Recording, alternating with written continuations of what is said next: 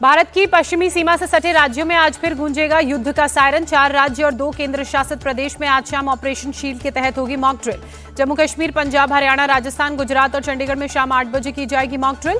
आगरा में ताजमहल पर हुई मॉक ड्रिल। खतरा भांप एक्टिव हुआ, एंटी ड्रोन सिस्टम, ड्रोन को मार गिराया गया। प्रधानमंत्री मोदी आज लोकमाता अहिल्याबाई होलकर की 300वीं जयंती के मौके पर भोपाल का करेंगे दौरा। जम्बूरी मैदान में महिला सशक्तिकरण महासम्मेलन में करेंगे शिरकत। भोपाल में पीएम के स्वागत, सुरक्षा और संचालन की पूरी जिम्मेदारी संभालेंगी महिलाएं। पीएम मोदी भोपाल में रोड शो भी करेंगे। पीएम के भोपाल दौरे से पहले जम्बूरी मैदान पहुंचे सीएम मोहन यादव, प्रोग्राम की तैयारियों का जायजा लिया। कानपुर के में शुभम द्विवेदी के परिवार से प्रधानमंत्री मोदी की मुलाकात। कहा, सिंदूर की ताकत दिखाने के लिए पाकिस्तान को घर में घुसकर मारा। पीएम मोदी ने कहा, दुनिया ने मेड इन इंडिया हथियारों की ताकत देखी। बिहार से भी प्रधानमंत्री नरेंद्र मोदी ने पाकिस्तान को लताड़ा। कहा, ऑपरेशन सिंदूर हमारे तरकश का सिर्फ एक तीर, आतंक का फन फिर उठा तो कुचल दिया जाएगा।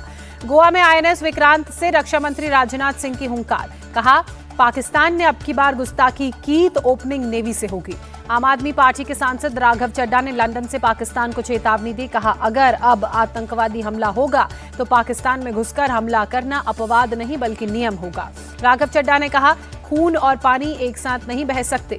इथोपिया की राजधानी आदिस अबाबा में सुप्रिया सुले के नेतृत्व वाले डेलीगेशन ने पूर्व पीएम हैले मारियम डेसालेगन से मुलाकात की। इथोपिया के पूर्व पीएम हैले मारियम ने आतंकवाद पर भारत के रुख का समर्थन किया। सुप्रिया सुले ने बताया, आतंकवाद पर भारत की जीरो टॉलरेंस नीति को पूरी दुनिया से समर्थन मिल रहा है। अनुराग ठाकुर ने कहा, इथोपिया ने भी भारत की तरह आतंकवाद झेला है। डेनमार्क के कोपेनहेगन में भारतीय समुदाय के बीच पहुंचा भारतीय डेलीगेशन। रविशंकर प्रसाद ने कहा, हम पाकिस्तान के लोगों से नफरत नहीं करते, वो अच्छे लोग हैं और पाकिस्तानी जनरलों से तंग हैं। रविशंकर प्रसाद ने पीओके और बलूचिस्तान का जिक्र करते हुए कहा, वो भारत में शामिल होने के लिए आतुर हैं। सिएरा लियोन में श्रीकांत शिंदे के नेतृत्व वाले डेलीगेशन ने उपराष्ट्रपति मोहम्मद जुल्देह से मुलाकात की। डोनाल्ड ट्रंप ने एक बार फिर से भारत और पाकिस्तान के बीच जंग रुकवाने का क्रेडिट लिया। कहा, हमने भारत और पाकिस्तान को लड़ने से रोका। ट्रंप ने ट्रेड के हवाले से जंग रुकवाने का दावा किया। कहा, हम उन लोगों के साथ व्यापार नहीं कर सकते जो एक दूसरे पर गोलीबारी करते हैं। तुर्की को भारत ने बड़ा झटका दिया। इंडिगो के पास मौजूद टर्किश एयरलाइन के बोइंग को लीज के लिए सिर्फ 3 महीने बढ़ाया गया। पुंछ में पाकिस्तानी गोलीबारी के पीड़ितों से अमित शाह की मुलाकात। वहां पुंछ के लिए जल्द आर्थिक पैकेज का ऐलान करेगी सरकार। अमित शाह ने कहा, हमने घर में घुसकर मारा इसलिए पाकिस्तान बौखलाया। जम्मू कश्मीर के पुंछ पहुंचे army chief Upendra Dwivedi. Sunderbani sector में फॉरवर्ड चौकियों का निरीक्षण किया। देश के दुश्मनों को उसी की भाषा में जवाब दिया जाता है जिससे वो समझे। कानपुर में गरजे सीएम योगी आदित्यनाथ। ऑपरेशन सिंदूर के वक्त गुजरात में 800 बीएसएफ महिला कर्मियों ने संभाला था मोर्चा। आईजी अभिषेक पाठक ने कहा, असिस्टेंट कमांडेंट अमनदीप और नीति यादव ने किया नेतृत्व। बीएसएफ आईजी अभिषेक पाठक ने कहा, गुजरात में पाकिस्तान ने 500 से ज्यादा ड्रोन्स भेजे। यूरोपीय यूनियन के शांति और रक्षा विभाग के डिप्टी सेक्रेटरी से मिले सीडीएस अनिल चौहान। ऑपरेशन सिंदूर समेत द्विपक्षीय सहयोग की बात हुई। बिहार में चुनाव से पहले जातियों को साधने के लिए नीतीश कुमार का बड़ा दाव। सवर्णों के लिए उच्च जाति विकास आयोग का गठन। पटना एयरपोर्ट पर राजस्थान के प्लेयर वैभव सूर्यवंशी से मिले पीएम मोदी। क्रिकेट में उज्जवल भविष्य की शुभकामनाएं दी। पीएम मोदी ने बिहार को दी विकास परियोजनाओं की सौगात। लालू यादव पर साधा निशाना। कहा, सामाजिक न्याय का नारा देने वालों ने बिहार को लूटा।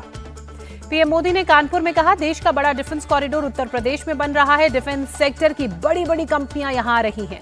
सुकांत मजूमदार का बयान। कहा, ऑपरेशन सिंदूर सेना का एजेंडा था, ऑपरेशन बंगाल भाजपा का एजेंडा। सुकांत मजूमदार का बंगाल सरकार पर निशाना। कहा, ममता बनर्जी ने कोलकाता को पीओके बना दिया। असम नेताओं से मिले मल्लिकार्जुन खड़गे और राहुल गांधी। चुनाव की रणनीति को लेकर चर्चा। अकबरुद्दीन ओवैसी ने वक्फ कानून को बताया काला कानून। कहा, अगर हमें बीफ के नाम पर नोचा गया तो हम लड़ेंगे।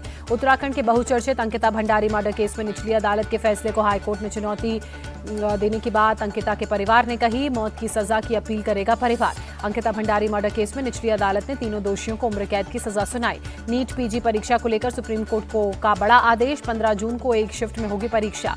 गाजियाबाद में पुलिस की बदमाश से मुठभेड़, बदमाश के पैर में लगी गोली। विजयवाड़ा में बीती रात भारी बारिश, कई इलाकों में जलभराव। विशाखापत्तनम में भारी बारिश, जनजीवन प्रभावित। कन्नूर में भारी बारिश से लोगों के के परेशानियों में इजाफा, घरों में फंसे लोग, दमकल विभाग ने सुरक्षित जगहों पर लोगों को पहुंचाया। गाजा पर बीती रात इजराइल ने किया बड़ा हमला, गाजा का आसमान पूरी रात मिसाइलों की रोशनी से जगमग नजर आया। इजराइल ने गाजा के कई इलाकों पर मिसाइल अटैक किया। पिछले 24 घंटों में 72 फिलिस्तीनियों ने जान गंवाई। आईपीएल सीजन 18 के फाइनल से एक कदम दूर मुंबई इंडियंस, एलिमिनेटर मुकाबले में गुजरात टाइटंस को 20 रनों से हराया।